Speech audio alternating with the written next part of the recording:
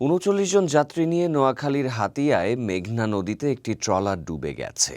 স্থানীয় জেলেদের ৩টি ট্রলারে ২১ জনকে উদ্ধার করা হয়।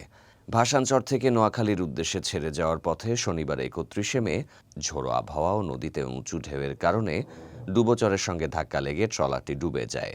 হাতিয়া চানন্দি ইউনিয়নের স্থানীয় ৩টি বোটের সহায়তায় ২১ জন যাত্রীকে জীবিত উদ্ধার করা সম্ভব হয়েছে। ভাসানচরে থাকা হাতিয়ার বাসিন্দা জিহাদুদ্দিন বলেন, বঙ্গোপসাগরে সৃষ্ট লঘুচাপের প্রভাবে মেঘনা নদীতে ঝোড়ো হাওয়া ও উঁচু ঢেউয়ের সৃষ্টি হয়েছে। ২১ জন যাত্রীকে জেলেদের ৩টি ট্রলার উদ্ধার করেছে।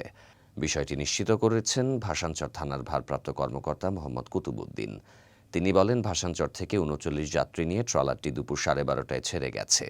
তীরের কাছাকাছি গিয়ে দুর্ঘটনার কবলে পড়ে। উদ্ধার অভিযান চলছে, পরে বিস্তারিত তথ্য জানানো হবে।